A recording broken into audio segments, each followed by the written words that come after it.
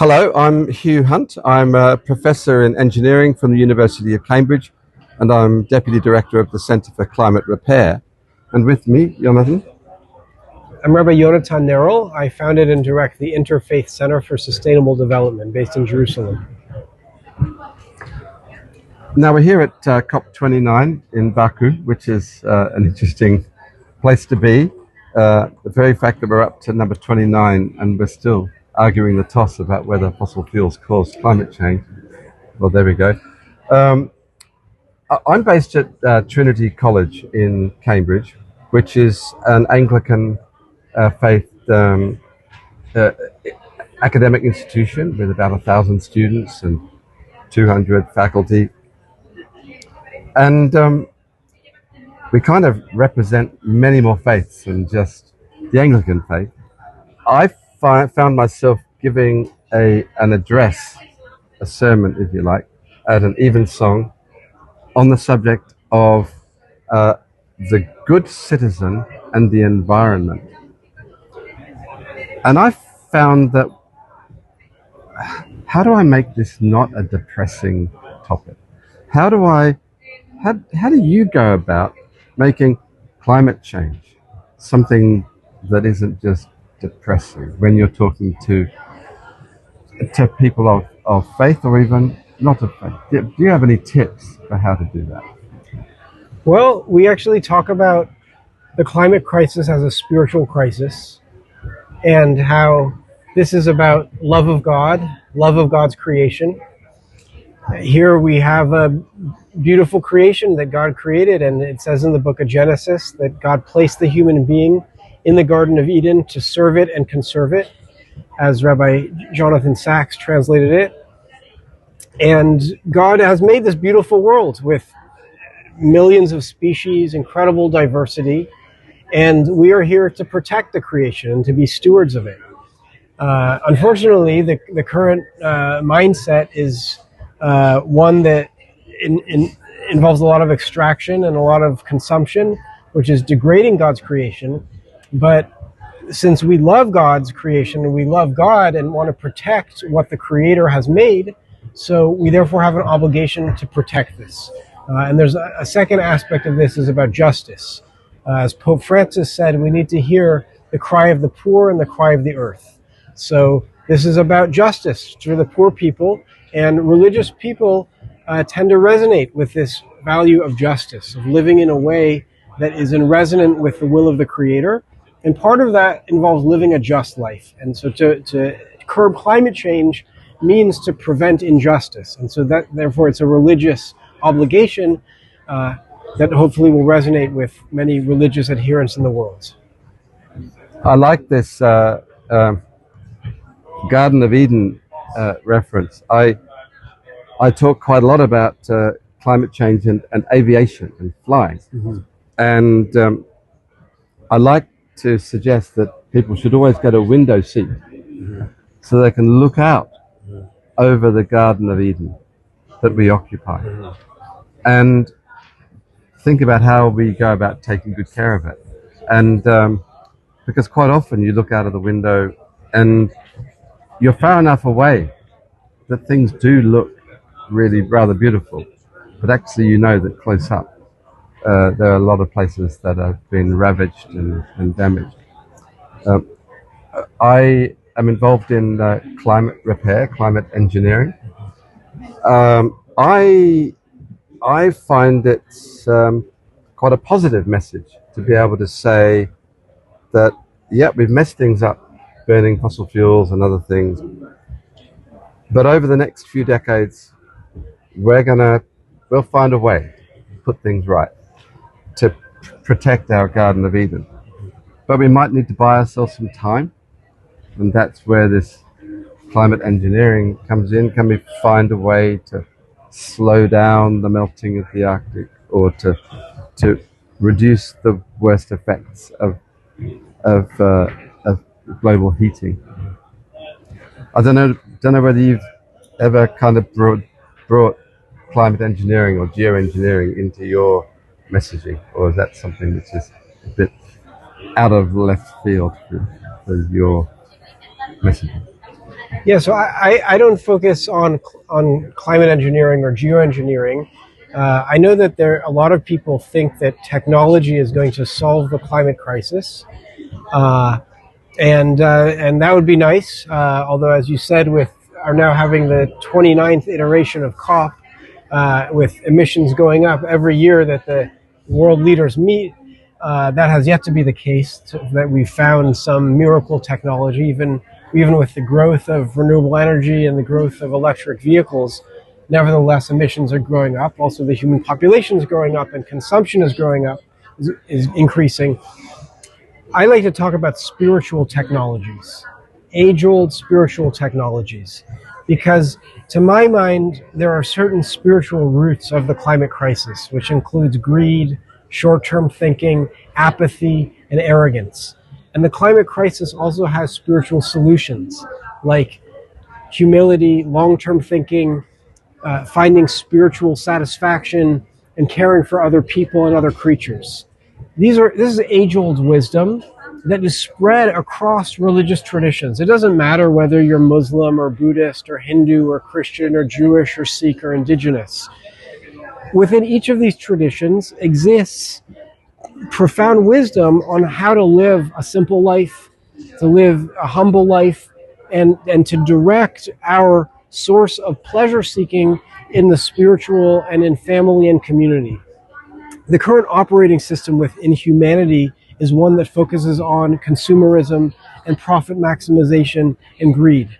And so we need to reorient that operating system to one that is focusing on spiritual growth, interdependence, and interconnection. These are spiritual solutions which I believe that if we can tap into, that we're not going to need to find, some laser to block the sun's rays, which may end up having its own implications that we haven't yet foreseen. Interesting that you bring all these messages in. I mean, greed and apathy and arrogance are they're powerful motivating forces in our society, which is turning those around as we're kind of seeing every time there's a world event, an election somewhere. We see these in bright lights.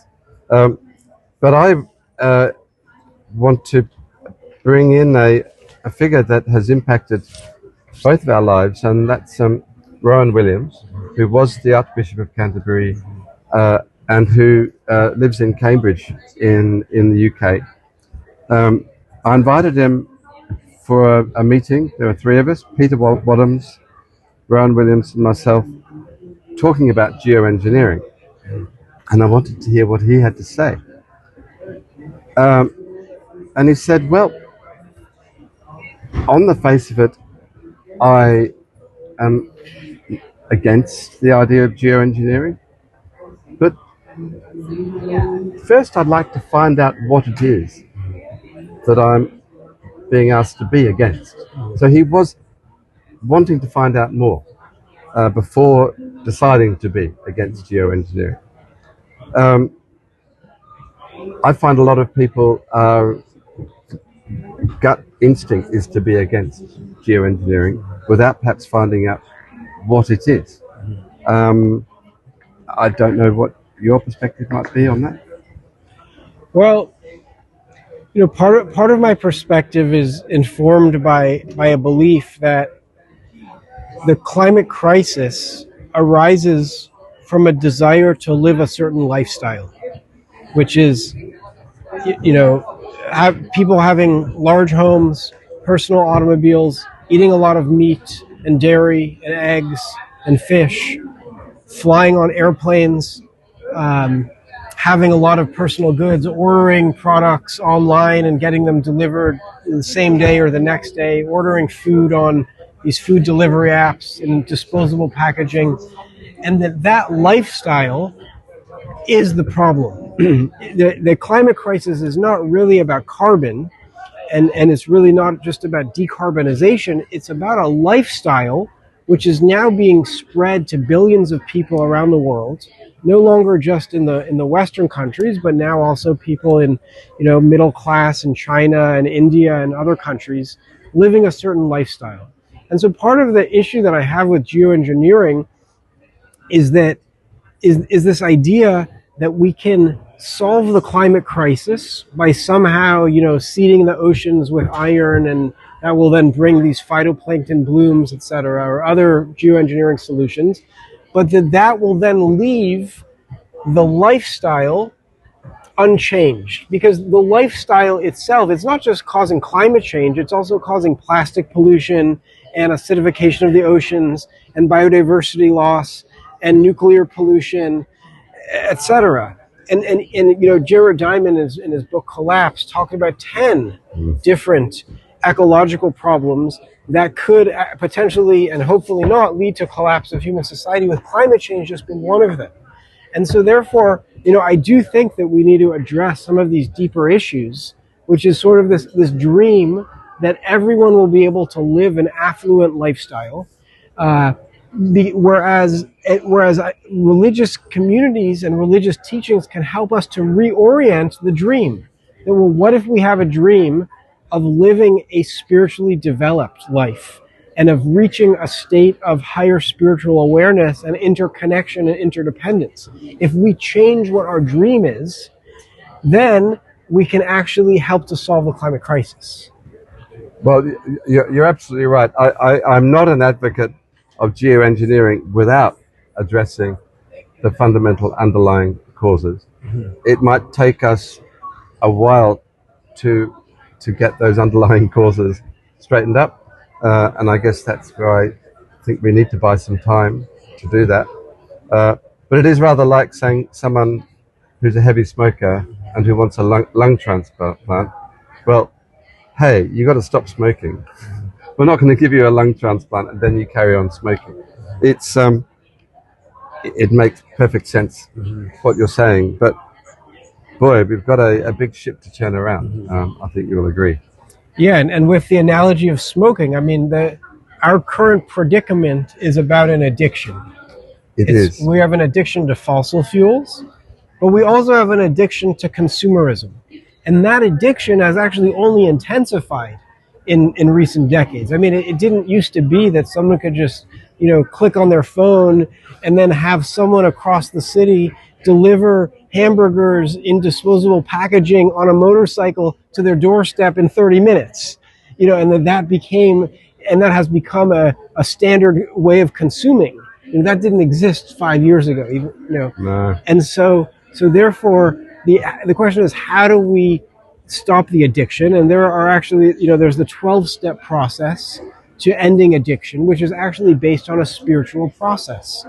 And so that's why I believe that religion is the sleeping giant in regards to climate action, because religious institutions have this age-old wisdom, millennia-old wisdom, and they have huge educational networks and huge media networks and philanthropic channels, and that we need to tap into this. We need to wake up and mobilize the sleeping giant in order to move the needle on climate change.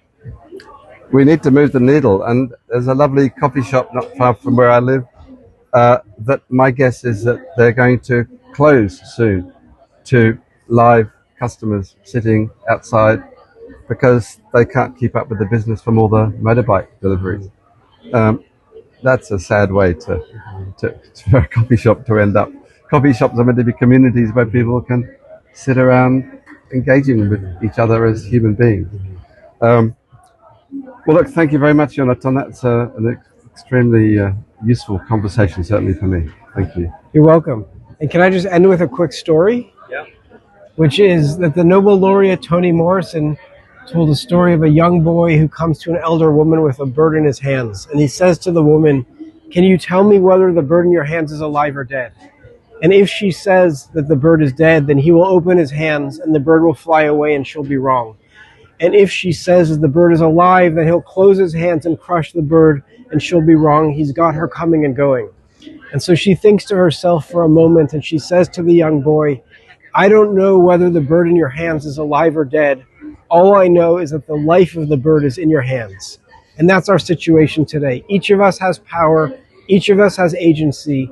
And we need to use the power that we have to make change so that the next generation and the current generation inherit a thriving, sustainable, and spiritually aware planet. Thank you.